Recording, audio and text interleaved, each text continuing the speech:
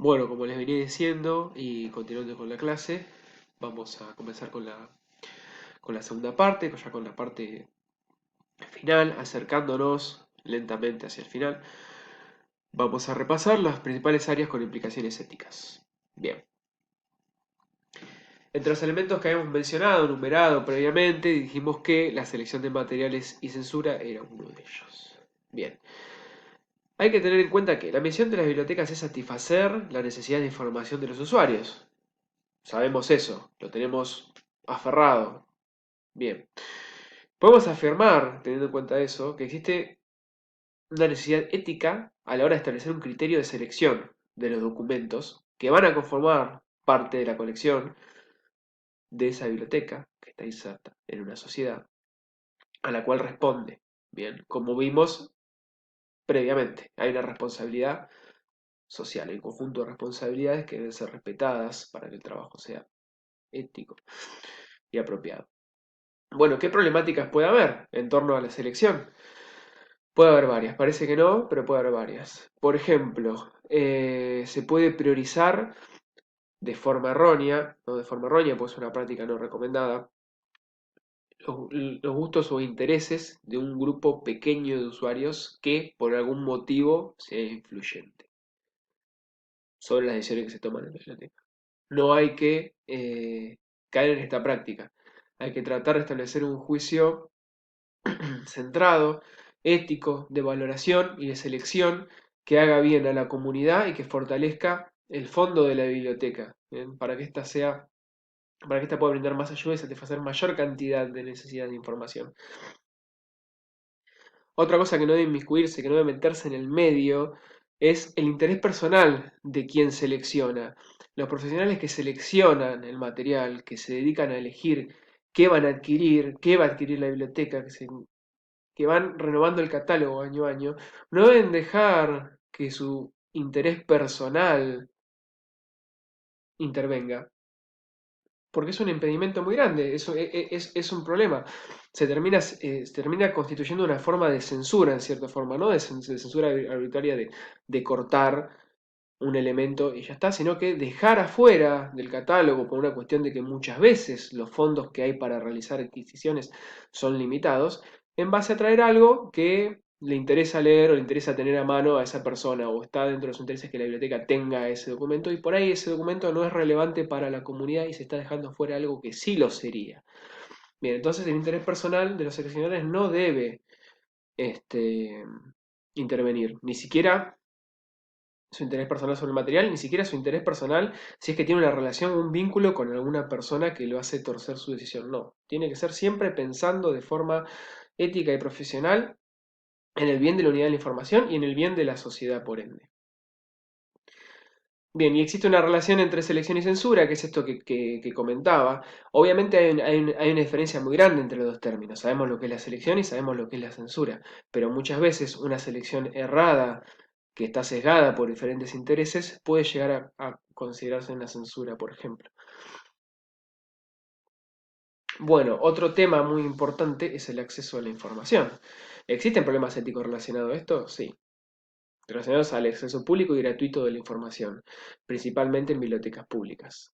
Bien, acá tenemos que el código de conducta de la Library Association señala que todo individuo debe tener acceso público y gratuito a la información. Bueno, a lo largo del texto, Fernández Molina expresa que esto debe ser matizado, con el fin de la puesta en valor de las unidades de información, de que no decaiga el valor del trabajo del profesional de la información y de que la biblioteca tiene que subsistir. Cuando él señala que lo señala como una de las posibles posturas, que cuando un profesional está demasiado inclinado hacia la gratuidad absoluta de todo, termina perjudicando la supervivencia, poniendo en juego la supervivencia, poniendo en tensión la supervivencia, de la que veníamos hablando, de la unidad de información.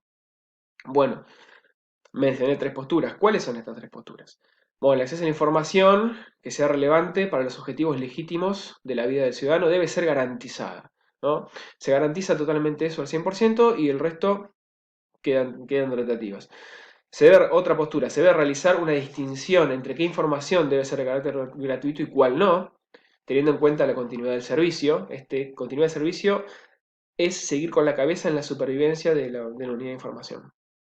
Bueno, y después, leyes, una tercera postura que es leyes que regulen el derecho a la información pública, mediado por leyes directamente. Servicios de referencia. Acá también tenemos varios temas éticos de trabajo que son sensibles. Por ejemplo, el profesional debe ejecutar juicio responsable sobre el material entregado al usuario.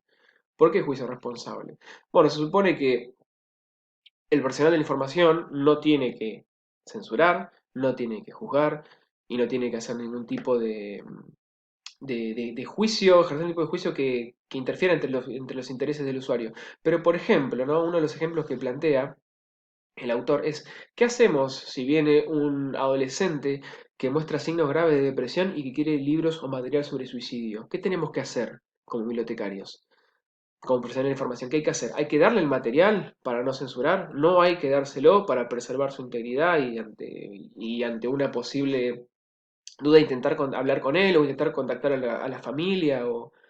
Bueno, esos temas son temas estrictamente delicados, señala el autor, y son cuestiones profesionales que terminan generando dilemas éticos, dilemas, porque por resguardar, ¿no? Por cuidarlo, por resguardarlo, por miedo que le pase algo, por miedo que, no sé, en este caso sería se suicide, estoy censurando. Bueno, hay que medir y hay que establecer el juicio profesional con criterio para ver qué determinación se toma. Eh, la información que se le otorga al usuario debe reunir requisitos de calidad. Como profesional uno tiene que buscar fuentes adecuadas, que sean seguras y sobre todo la confidencialidad con el usuario. Uno, al saber cuáles son sus intereses, qué es lo que está haciendo, qué es lo que está investigando, tiene cierto poder sobre esa persona en cierta forma, el autor lo enuncia así, y no hay que abusar de ese poder, al contrario, hay que ser confidente, hay que ayudar y hay que trabajar teniendo en cuenta los intereses de esa persona y su desarrollo y sus necesidades de información, teniendo en cuenta esas variantes principalmente. Y después el perfeccionamiento personal. ¿Por qué? Porque si uno no se actualiza, no se perfecciona, no solo en tema de leyes, obviamente, en tema de derechos y en cuestiones tecnológicas, por ejemplo, queda desfasado. Y si uno queda desfasado como profesional, ¿qué ayuda puede brindar al otro? Y bueno, va a ser cada vez más reducido el impacto que va a tener la intervención de un profesional que no se actualiza constantemente. El autor hace bastante énfasis en cómo impacta la actualización tecnológica en los derechos. Intimidad, confidencialidad y protección de los datos personales. Bien, el derecho a la intimidad, los profesionales de la información deben tener en cuenta este derecho, hay que tenerlo en cuenta siempre, respetar al usuario y la información que poseamos, confidencialidad, protección de intereses personales, intereses comerciales, si se reutiliza, perdón, la información, se debe desligar el nombre del usuario original. ¿A qué se refiere esto? Y bueno, si hacemos un informe, si hacemos una búsqueda, nosotros podemos guardar esa búsqueda, porque es trabajo que hicimos, es trabajo que ya está realizado. Ahora lo que no podemos hacer es si la vamos a reutilizar para ayudar a otro usuario por otros motivos, por ahí agregándole o cortándole alguna cosa según se adapte el trabajo a la persona que lo solicita, de ninguna forma podemos exponer al usuario previo que utilizó esa información. O sea que si hay algún dato personal, nombre, algo, tiene que ser borrado, ¿sí?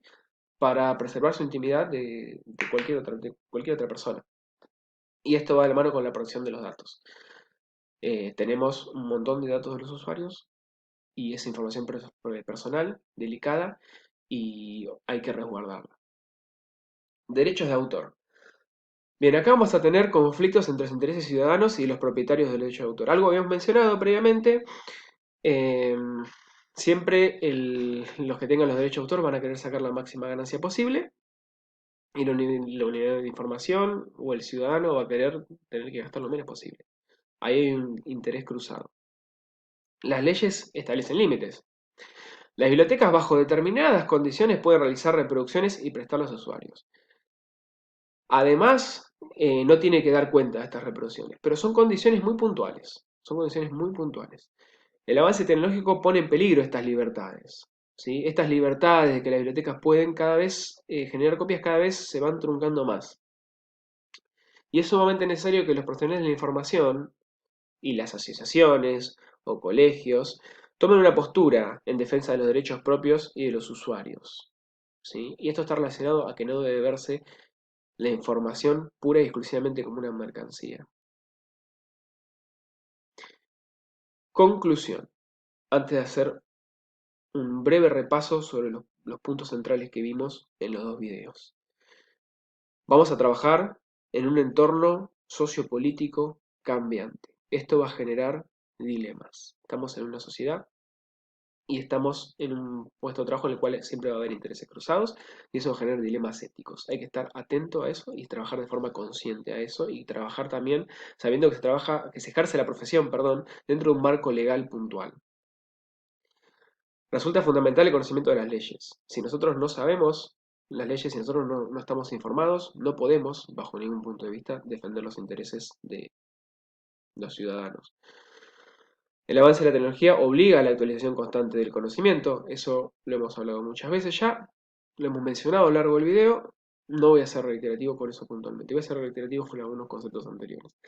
La información no debe ser vista únicamente como mercancía, hay que verlo también como el acceso y el derecho que se le da al ciudadano. Entonces, para recapitular, antes de cerrar esta clase, hoy hablamos de dilemas éticos. Bueno, atravesamos los tres estados que nos propusimos. El texto es de Juan Carlos Fernández Molina. Juan Carlos Fernández Molina es un catedrático español que trabaja en la Universidad de Granada, en el Departamento de Información y Comunicación. Es investigador y docente. Este texto, los aspectos éticos de la información profesional, que les recomiendo lo lean en profundidad, más allá de la conversación que hemos tenido en esta clase, que lo lean. Es un texto publicado en el año 2000 y que va a poner en juego la atención en el trabajo ético, teniendo como eje central la propiedad intelectual, como lo vimos y lo charlamos, con respecto a los derechos de autor y con derecho a algunas libertades que se le da o no a esa biblioteca, y cuáles son las tensiones que existen entre el acceso y los derechos de autor propiamente dichos. El acceso a la información, volvemos a lo mismo. La libertad intelectual, la censura, cuando la censura choca con intereses. Hay un ejemplo a lo largo del texto que habla de cómo un grupo de padres que interviene quejándose en una biblioteca escolar para que remuevan cierto material que ellos consideran es perjudicial o que no quieren que sus hijos lean, es un método de censura, porque ejercen una presión sobre, sobre los profesionales. Bueno, la negligencia, eh, uno estar formado y estar al tanto de lo que tiene que hacer y cuáles son sus responsabilidades y no actuar de forma negligente con los datos de los demás ni con el cuidado de los usuarios. Y bueno, esto va de la mano también con la responsabilidad. Bien, las problemáticas detectadas, ¿sí? Tenemos que, para trabajar en torno a estas problemáticas detectadas que ya hemos nombrado varias veces, tenemos que generar una forma de trabajar que sea armónica y que sea coherente. Y tener una postura clara ante los derechos de autor. ¿Qué vamos a hacer como profesionales de información en conjunto ante dicha problemática? Y estas problemáticas las dejo acá a la vista como a modo de cierre, digamos, para hacer foco en cuáles son los problemas y no olvidarnos. La tendencia a la disminución del libre acceso a la información en bibliotecas y centros de información. Hay muchas suscripciones a revistas que son pagas y que no se puede pagar, el acceso son carísimas. El escaso apoyo al uso de la información con fines educativos, investigativos y o culturales. Quiere decir que muchas veces se privilegia el apoyo a el uso de la información con otros fines. El incremento de las leyes de PLR, que ya las mencionamos previamente, y tienen la definición de la IFLA y la postura de la IFLA. La existencia y disminución de la aplicación de las normas de fair use, copia privada o privilegios de bibliotecas institucionales, vimos los privilegios, algunas tienen privilegios, otras no, y el ataque al centro de información por medio de la censura de contenidos, que pueden venir de diferentes lados, pueden venir del lado económico, pueden venir del lado de grupos sociales que ejercen presión. Bueno, les agradezco muchísimo por su tiempo. Espero que la clase les haya sido útil. Acá les dejo la bibliografía que utilizamos, que es el texto de Fernández Molina. Y muchísimas gracias por su tiempo y por escuchar.